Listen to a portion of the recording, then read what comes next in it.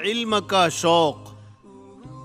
کوفہ شہر میں ایک بوڑھا آدمی رہتا تھا، اس کا نام ابراہیم تھا۔ بوڑھا ابراہیم محنت مزدوری کرتا تھا، اس کی بیوی سوت کاٹ کر کچھ کماتی۔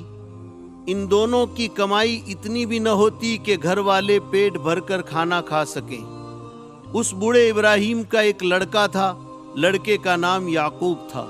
یعقوب 10 سال کا ہوا تو باپ نے سوچا اسے بھی کسی کام میں لگا دیں، کچھ پیسے کمائے گا تو گھر کا کام چلے گا۔ چنانچہ ابراہیم نے اپنے اس خیال کو بیوی کے سامنے ظاہر کیا۔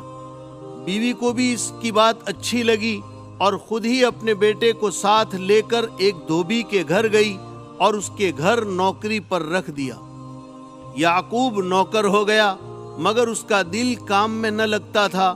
اس کو علم کا بڑا شوق تھا، وہ چاہتا تھا ہمارے پیارے نبی صلی اللہ علیہ وسلم نے جو تعلیم دنیا والوں کو دی ہے اسے جانے اور دنیا میں دین کو پھیلائے۔ یعقوب گھر سے تو کام کے لیے نکلتا، لیکن ایک مدرسے میں پہنچ جاتا۔ اس مدرسے میں ایک بہت بڑے عالم پڑھایا کرتے تھے جن کا نام ابو حنیفہ تھا۔ ابو حنیفہ رحمۃ اللہ علیہ اتنے بڑے عالم تھے کہ مسلمانوں نے ان کو اپنا امام مانا۔ اپنی دھن کا پکا یعقوب حضرت امام ابو حنیفہ رحمۃ اللہ علیہ سے سبق لیتا رہا، اللہ اور اللہ کے رسول صلی اللہ علیہ وسلم کی باتیں سیکھتا رہا۔ اس طرح 1 مہینہ پورا ہوا۔ 1 مہینے کے ختم پر ماں باپ نے کہا اس مہینے کی تنخواہ لاؤ۔ یعقوب تنخواہ کہاں سے لاتا؟ وہ تو دھوبی کے گھر گیا ہی نہ تھا۔ آخر حقیقت کھل گئی۔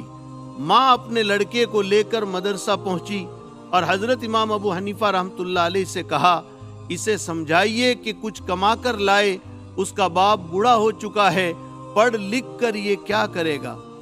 امام ابو حنیفہ رحمۃ اللہ علیہ مسکرائے اور کہا بڑی بھی، تو اسے روکھی سوکھی روٹیاں کھلانا چاہتی ہے اور یہ بادام اور پستے کا بنا ہوا فالودہ کھانا چاہتا ہے، یعنی یہ بڑا آدمی بننا چاہتا ہے اور تو اسے چھوٹا آدمی بنانا چاہتی ہے۔ ماں بڑبڑاتی ہوئی وہاں سے چلی گئی۔